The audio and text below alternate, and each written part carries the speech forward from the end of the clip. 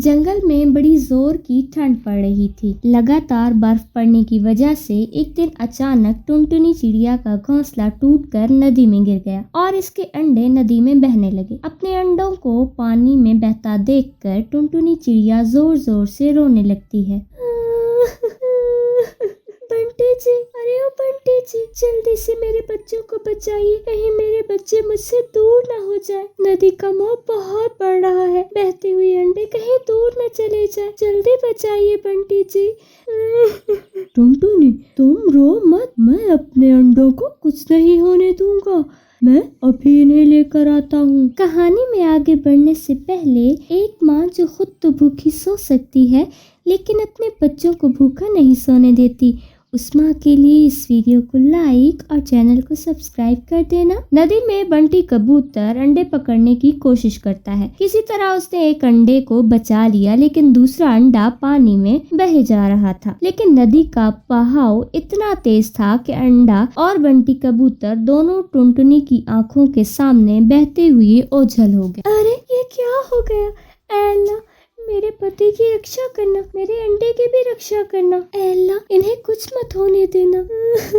जंगल की ठंड टुनटुनी पर कहर बनकर टूटी थी। वो अपने एक अंडे को लेकर कालू कौवे के घर चली जाती है। कालू भैया, अरे ओ कालू भैया, जल्दी से दरवाजा खोलो, मेरे ऊपर बहुत बड़ी मुसीबत आन खड़ी है, मेरी मदद करो कालू भैया, मदद करो। कालू कौवा और सुंदरी कवि भी ठंड की वजह से वो दोनों अपने घर में दुबके हुए थे। सुंदरी, देखो कौन है, कौन इतनी ठंड में पंछी आया है। अगर कोई पंछी रहने के लिए आया है तो उसे बिल्कुल मना कर देना। ये सुनकर सुंदरी कवि दरवाजा खोलती है। क्या हुआ चिड़िया, इतनी ठंड में अंडा लेकर कहाँ घूम रही हो?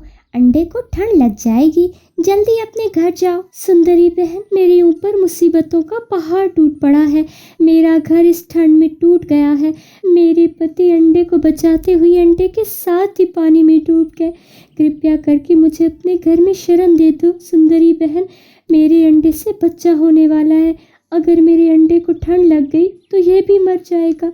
मैंने अपने पति और एक अंडे को तो खो दिया, अब अपने बच्चे को नहीं खो सकती।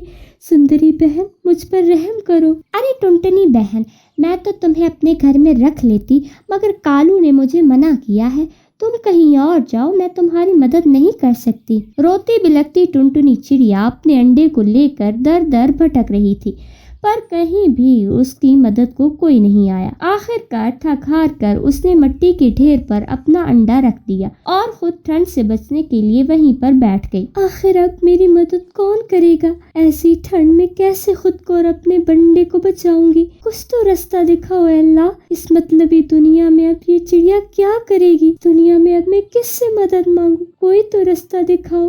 तभी उस मिट्टी के ढेर से आवाज आती है। ए नन्ही चिड़िया, तुम क्यों रो रही हो? मुझे बताओ, तुम्हें क्या परेशानी है? अरे ये आवाज कहाँ से आ रही है? कौन कौन है यहाँ? ये आवाज मिट्टी से आ रही है। मैं एक जादुई मिट्टी हूँ, मैं तुम्हारी मदद करना चाहता हूँ। मेरी मदद किसी पंछी ने नहीं की, मुझे इस ठंड से बचाओ, मैं और मेरा अंडा इस ठंड से कहीं जम ना जाए। ये पेड़ देख रही हो, सबसे ऊंचा है, आज तक कोई पंछी इस पर कोई घोंसला नहीं बना पाया, तुम बस किसी तरह इस पेड़ पर पहुंचो। टुनटुनी चिड़िया जैसे तैसे करके वहां पहुंचती है तो वहां एक चमत्कारी रोशनी से एक मिट्टी का घर बन जाता है। टुनटुनी उस घर में घुसती है और वहाँ हर तरह की चीज मौजूद होती है और वो घर गर्म भी था। ये देखकर टुनटुनी बहुत खुश होती है। हे ऊपर वाले, तेरा लाख लाख शुक्र, तूने मुझे इस ठंड की कहर से बचा लिया, वरना मेरा और मेरे अंडे का क्या होगा। ऐसे ही कुछ दिन गुजर जाते हैं और एक दिन चील की नजर उस मिट्टी के घर पर पड़ती है। ओए ओए, ये क्या? मैंने तो आज तक इस पेड़ पर कोई घर नहीं देखा, अचानक से ये घर कहाँ से टपक पड़ा। चलो अच्छा है, मुझे मेरा शिकार मिल गया। वैसे भी काफी दिनों से मैंने किसी पंछी को नहीं देखा और ना ही खाया। हो हो। ये कहकर वो जालिम चील उस मिट्टी के घर के पास जाता है और जोर से आवाज लगाता है, ओए ओए, अरे इस घर में कौन छुपा बैठा है? जो भी है जल्दी से बाहर निकल, वरना। उस चील की आवाज सुनकर टुनटुनी चिड़िया से कहती है, अरे जालिम चील, तू यहाँ से चला जा। ये मेरा मिट्टी का घर है और मैं इस घर से बाहर नहीं निकलूंगी। तुम्हें जो करना है कर लो। उसकी बात सुनकर चील को गुस्सा आ जाता है।